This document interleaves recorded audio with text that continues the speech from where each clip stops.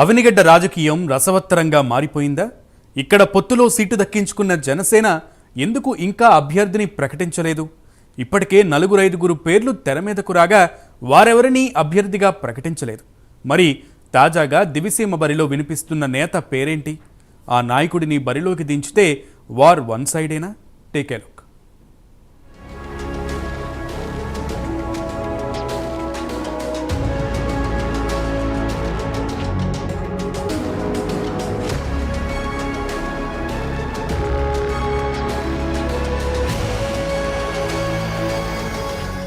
అవనిగడ్డ రాజకీయం వేడి పుట్టిస్తోంది.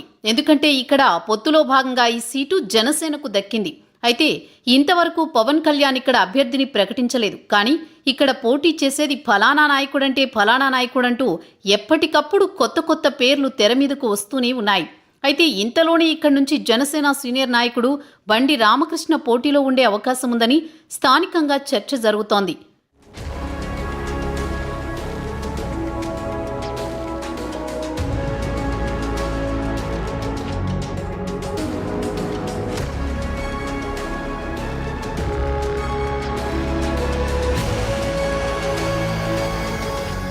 జనసేనలోని కీలక నేతలలో బండి రామకృష్ణ ముందు వరుసలో ఉంటారు. మచిలీపట్నం జనసేన ఇన్ఛార్జిగా పార్టీని బలోపేతం చేశారాయన.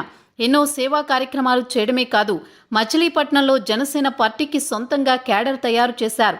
మచిలీపట్నంలో జరిగిన జనసేన 10వ వార్షికోత్సవ సభను కనీవిని ఎరుగని రీతిలో నిర్వహించారు.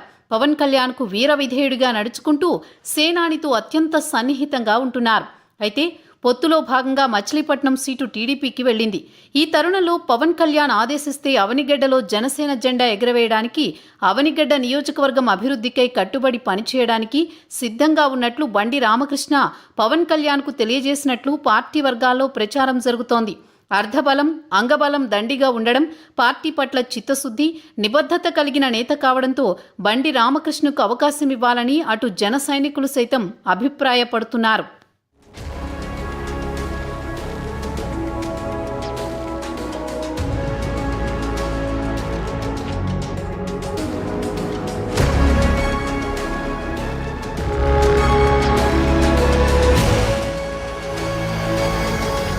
అవనిగడ్డ నుంచి బండి రామకృష్ణ పోటీ చేస్తే విజయం తథ్యమని జన సైనికులు భావిస్తున్నారు. జిల్లా వ్యాప్తంగా బండి రామకృష్ణకు క్యాడర్ ఉంది. బండి రామకృష్ణ ఎన్నో సేవా కార్యక్రమాలు నిర్వహించి జిల్లా వ్యాప్తంగా మంచి పేరు తెచ్చుకున్నారు. పిలిస్తే పలికే నేతగా, పేదల పెన్నిదిగా, కులమతాలకు పార్టీలకు అతీతంగా సేవా కార్యక్రమాలు చేపడుతూ ప్రజలకు చేరువయ్యారు. ఆయన ఎక్కడికి వెళ్లినా జనం బ్రహ్మరథం పడుతున్నారు. అవనిగడ్డ అయితే సామాజిక వర్గం పరంగా కూడా కలిసి వచ్చే అవకాశం ఉందని రాజకీయ విశ్లేషకులు చెబుతున్నారు. జనసేన 9వ వార్షికోత్సవంలో బండి రామకృష్ణ భోజన వస్తువులు కల్పించారు. అలాగే 10వ వార్షికోత్సవ సందర్భంగా మచిలీపట్నంలో జరిగిన సభకు అన్నీ తానే వ్యవహరించారు.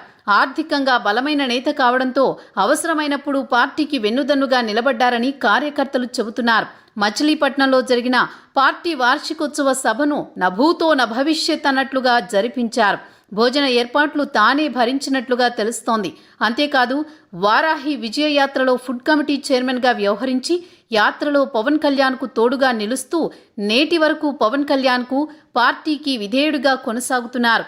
2019లో జనసేన తరపున పోటీ చేసి గౌరవప్రదమైన ఓట్లు సాధించారు. పొత్తులో భాగంగా మచిలీపట్నం సీట్ టీడీపీకి దక్కడంతో ఇప్పుడు బండి రామకృష్ణను అవనిగడ్డ నుంచి పోటీ చేయించాలని జన సైనికులు కోరుతున్నారు. మచిలీపట్నం, అవనిగడ్డ నియోజకవర్గాలు పక్కపక్కనే ఉంటాయి. దీంతో అవనిగడ్డలో కూడా బండి రామకృష్ణ పోటీపై అభ్యంతరం తెలిపే కార్యకర్తలు ఉండరని అంటున్నారు. అవనిగడ్డ రేసులో బండి రామకృష్ణ పేరు బలంగా వినిపిస్తున్న తరుణంలో సేనాని ఎలాంటి నిర్ణయం తీసుకుంటారో వేచి చూడాలి.